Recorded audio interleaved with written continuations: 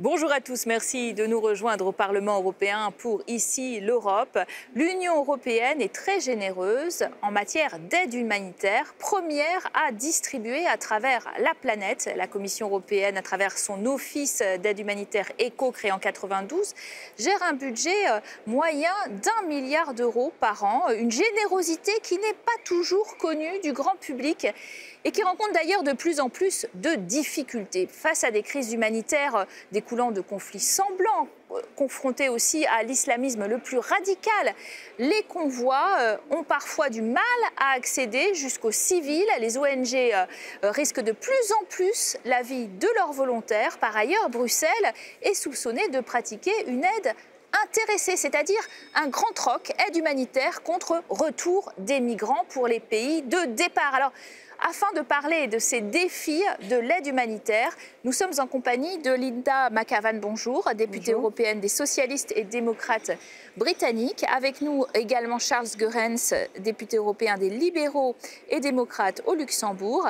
Et aussi avec nous l'Oxfam, c'est-à-dire une association qui s'intéresse beaucoup à ces partenariats avec l'Union européenne en matière d'aide humanitaire. Hervé Bouchard, merci d'être en notre compagnie. Bonjour, merci. Alors, on était en train de parler de cet office ECHO qui véritablement est sollicité face aux crises. Il demande l'aide de 200 partenaires, les Nations Unies, la Croix-Rouge, le Croissant-Rouge, des ONG, etc. L'Europe est le premier humanitaire au monde et on ne le sait pas. C'est dommage qu'on ne le sait pas, mais ce qui importe, c'est son action. Elle est présente partout. Est-ce qu'il faut faire plus de propagande? Je crois que oui. Le niveau d'acceptation de l'aide publique au développement, y compris donc, de l'aide humanitaire, est très grande au niveau de l'Union européenne. Je crois que si ce n'est pas tellement thématisé, il y a quand même beaucoup de citoyens qui sont au courant de ce que fait l'Europe. Donc c'est moins populaire que si vous vendez le iPhone 7, mais en tout cas, le degré d'acceptation par l'Union européenne, par les citoyens européens, est très élevé. C'est une union généreuse. Est-ce qu'elle sait bien distribuer cette aide humanitaire? Est-ce qu'elle a de bonnes pratiques?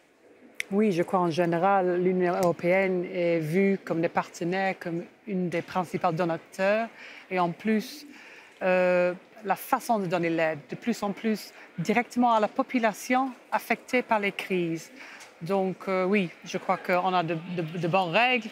On peut toujours faire plus, mais comme vous avez dit, en ce moment, c'est très difficile. Il y a certaines situations, comme en Syrie, c'est très difficile pour l'instant de donner l'aide. Alors, on va parler justement de ce terrain qu'on rejoint tout de suite parce que le 23 septembre dernier, les bailleurs de fonds se sont réunis à l'Assemblée générale des Nations Unies à New York pour discuter de la crise humanitaire dans la région du lac Tchad. L'ONU demande 560 millions de dollars pour secourir 28 millions de réfugiés victimes de malnutrition, mais aussi des persécutions de la rébellion terroriste Boko Haram. Notre envoyée spéciale, Julie Nugeloff, a suivi une mission européenne au Tchad. Des centaines d'îlots étendus sur 4 pays. Nigeria, Cameroun, Niger, Tchad. Autant de villages de pêcheurs soumis depuis 3 ans à la menace de Boko Haram. Nous sommes au Tchad, où des dizaines de milliers de personnes ont dû fuir les pillages, les viols, la mort. Plusieurs centaines sont réfugiés ici à Bol depuis 1 an. Boko Haram est entré dans le village un mercredi, vers 2 h du matin. Le jour où ils ont attaqué, j'étais malade, couchée. Une voisine m'a aidée à fuir. Nous sommes allés au lac, nous avons trouvé une pirogue, on a traversé. Ensuite, nous avons pris un chameau, nous sommes arrivés à Mehdi, un village qui se trouve à 17 km d'ici. Je suis là depuis 1 an. Je ne peux pas travailler. Les histoires se ressemblent dans tout le camp. Une nuit, le groupe islamiste frappe. Le lendemain, le village n'existe plus. On ne s'attendait pas à ce que Boko Haram arrive un jour dans notre village. Il y a des gens qui disaient que ça allait arriver, mais nous, on n'y croyait pas. Pourtant, une nuit, ils sont venus, nous ont tiré dessus et ont tout détruit. Donc on est parti. Depuis, nous servons de main-d'œuvre dans la région. Nous allons labourer les champs des locaux et on reçoit un peu d'argent. Ça nous permet d'acheter à manger. Beaucoup de familles ne veulent pas revenir chez elles. L'Union européenne annonçait des dons de près de 60 millions d'euros pour venir en aide aux populations du lac Tchad. L'éducation et bien sûr l'extrême pauvreté sont malheureusement un terrain propice à la radicalisation. Et la communauté internationale, tout comme l'Union européenne, doit se saisir de ces préoccupations majeures afin de réduire le rôle et l'influence de Boko Haram dans la région. Selon l'ONU, près de 3 millions de personnes ont dû fuir leur village dans le bassin du lac Tchad. 9 millions nécessitent une assistance humanitaire. Voilà, alors je vous voyais réagir effectivement du côté de l'Oxfam, parce que vous connaissez ces situations. Parfois, c'est assez difficile d'ailleurs, notre reporter nous le rapporte, les relations entre l'Union européenne, les pays touchés, avec l'idée aussi de parfois devoir contourner le pouvoir en place corrompu, en passant par les ONG pour toucher les populations civiles.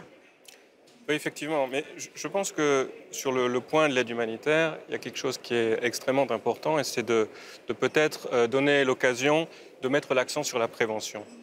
Ça coûte beaucoup moins cher d'éteindre une flamme que d'éteindre un incendie.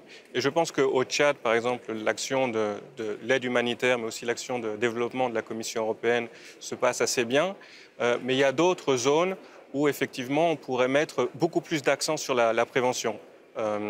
Il y a certaines régions, par exemple en Afrique, dans l'Afrique sahélienne, où je pense que dans le cadre de l'effet de El Niño, il y a beaucoup d'initiatives préventives qui ont été mises en place et ça a eu, je pense, un impact très positif. D'autres cas, comme le Yémen, par exemple, la situation est beaucoup plus compliquée. Et comme vous le savez, l'Angleterre, par exemple, exporte des armes vers les Saoudiens qui sont après utilisés dans ce conflit. Et évidemment, quand vous laissez passer la cohérence, si vous voulez, entre les différentes actions de l'Union européenne, la vente d'armes d'un côté, l'aide humanitaire de l'autre, vous arrivez après à un cocktail qu'il est très difficile de gérer. Alors, quand vous parlez de prévention, parlons très clairement d'un pays qui inquiète et qui regarde beaucoup l'Union européenne. La Syrie, par exemple, autour d'Alep, des convois humanitaires sont positionnés. L'Union européenne ne parvient pas à les faire parvenir jusqu'aux populations civiles. C'est dangereux, il faut un accord politique et pour ça, dans le jeu diplomatique, il y a la Russie, les États-Unis, il y a toutes sortes de gens, sauf nous. Nous sommes très déçus par ce qui se passe là-bas. Cette responsabilité porte un nom, c'est Assad, qui est un vrai salaud, il faut le dire. Il y a les Russes qui ne font pas assez pour le convaincre d'agir de façon contraire. Chacun a une sorte de hidden agenda. D'agenda caché. D'agenda caché dans cette région. Alors il y a cette pauvre Europe qui a une institution, ECHO, qui est impartiale, qui ne reste pas indifférente au sort des personnes en détresse, qui est là. Elle ne demande qu'à pouvoir agir. Et parfois, la responsabilité est politique. ECHO a réussi à se garder cette réputation assez proche d'ailleurs des grands acteurs humanitaires institutionnels comme la Croix-Rouge, Caritas, qui sont impartiaux. Et je crois que cette impartialité, c'est un vrai bijou dans toute cette boîte à outils multiples. Oui, mais on a changé quand même de tempo, on a changé de temps et on le perçoit bien parce qu'aujourd'hui, en Syrie, à Alep, par exemple, apporter une aide humanitaire, c'est presque plus dangereux que de porter une arme. L'ONU, les convois sont attaqués, les humanitaires pris pour cible. On a changé avec cet islamisme radical qui se répand et qui considère que les civils sont une cible. On a bien sûr changé les données de l'aide humanitaire. Oui, hier, on a discuté justement des problèmes à Aleppo, parce que les convois sont prêts. Ils sont là. Ils sont prêts à entrer dans l'est de Aleppo, mais ils doivent avoir l'autorisation du gouvernement syrien, qui ne veut pas le donner. Bien sûr, il faut une solution politique. Bien sûr, il faut que la Russie doit faire pression sur le gouvernement d'Assad. Mais en même temps, ce que Charles Goerens a dit est correct. Pour l'aide humanitaire, il faut que l'aide humanitaire soit indépendante parce que donne de l'aide à qui que ce soit qui a besoin de l'aide. Et ça, c'est très important et c'est ça qu'on espère que Assad va reconnaître Alors justement, il y a une ambiguïté pour les ONG, bien sûr. Si on obtient l'accès, c'est finalement on est à dialoguer avec les djihadistes. Alors, quelle est la différence entre le compromis que l'on recherche pour entrer et la compromission des ONG, effectivement, pour accéder à ces populations? C'est compliqué moralement. Oui, il faut, je pense, se maintenir à des niveaux de standards très élevés. On l'a vu au Nord-Mali, par exemple, hein, effectivement, pour accéder au Nord-Mali. Non, effectivement, la situation est très complexe, très dangereuse, et nos équipes sur le terrain, effectivement, sont confrontées à des situations extrêmement volatiles. Mais je pense que ce n'est pas vraiment une question de choix d'être... je pense que M. Goerens l'a très bien dit, on est impartial, et donc on va là où on a besoin. Mais vous devez finalement faire des accords, passer des accords avec des gens, avec le risque que finalement on vous accuse, organisation humanitaire, de soutien au terrorisme. Soyons clairs. Mais, écoutez, je pense que dans la mesure où on dépend d'une autorisation, par exemple, du gouvernement syrien représenté par M. Assad pour rentrer avec l'aide humanitaire, effectivement, vous pourriez voir ça comme un compromis. Mais nous, on ne le voit pas comme ça, on le voit comme une nécessité d'apporter l'aide aux personnes qui en ont besoin. C'est ça la vraie priorité. Si vous êtes en face d'un djihadiste blessé, l'aide humanitaire doit aussi lui porter secours. C'est ça l'impartialité. Alors, il y a une autre vraie question morale, là encore, qui se pose. On l'a vu, par exemple, lors de la conférence des donateurs UE-Afghanistan, avec 14 milliards d'euros débloqués jusqu'en 2020. Ça, c'est bien, mais la polémique, elle vient du fait que la Commission européenne aurait donné, en fait, un ultimatum en échange à l'Afghanistan de reprendre 80 000 futurs demandeurs d'asile déboutés du droit d'asile sur le sol européen, sous peine de ne plus recevoir cette aide humanitaire. C'est un grand troc, ça. Oui, je crois qu'on est en effet sur une pente très dangereuse. Et nous, à la Commission du développement du Parlement européen, nous sommes très préoccupés par cette situation. Si ça devait perdurer, si ça devait se pérenniser, ce serait le début de la fin d'une politique de développement digne de ce nom. Parce que le développement, il doit se centrer sur les besoins de nos partenaires et pas être là pour résoudre nos problèmes.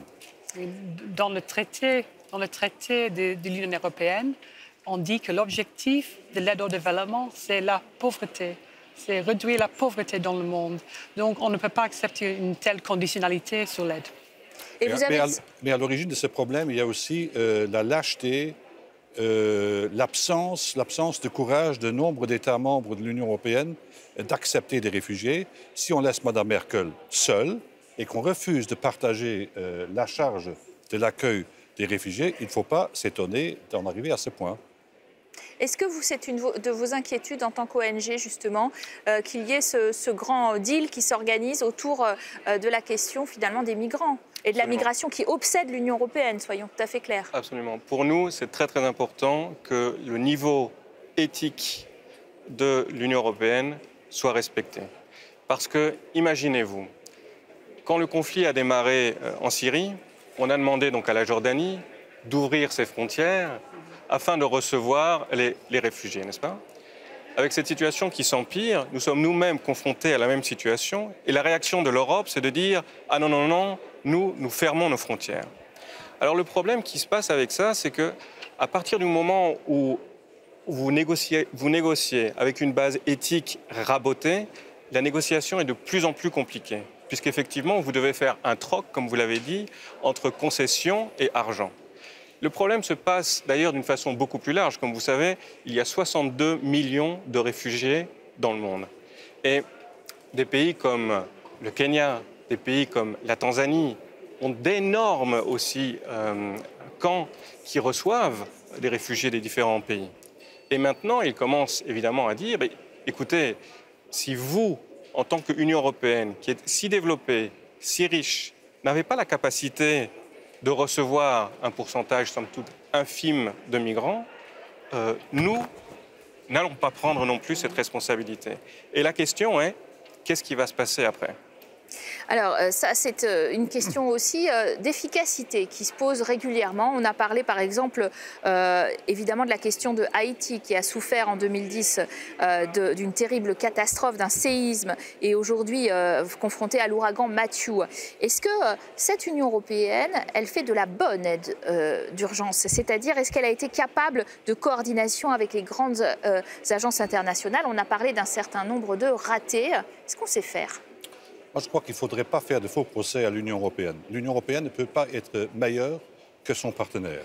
Alors, le partenaire haïtien est un partenaire extrêmement faible, qui a une gouvernance, pour ainsi dire, nulle, donc qui n'a pas les infrastructures nécessaires, qui n'a pas les structures en place pour répondre à une période de stress. Et là, l'Union européenne ne peut pas faire de miracle. Donc, il faut créer, en fait, déjà les moyens de communication sur place, de créer les conditions que, normalement, l'État récipiendaire devrait avoir mises en place avant de faire venir l'aide extérieure. Donc Haïti est l'un des pays les plus pauvres de la planète.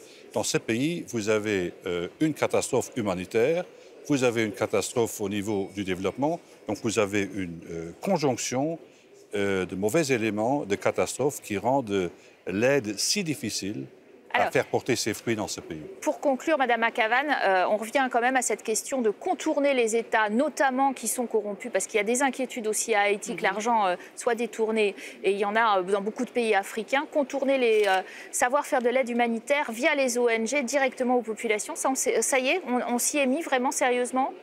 Oui, je crois que de plus en plus, on essaie de donner l'aide aux ONG, aux organisations internationales, UNICEF, les organisations qui travaillent directement avec les populations affectées. Et ça, c'est très important, parce que nous, on veut que l'aide publique européenne aille directement au peuple. Merci à vous d'avoir très bien illustré ce débat sur l'aide humanitaire et d'avoir très bien discuté de cette générosité européenne. Merci à vous de nous avoir suivis. Vous restez bien sûr en notre compagnie. Dans la seconde partie de notre programme, nous allons recevoir notre grand invité. Alors c'est juste après le journal télévisé. À tout de suite.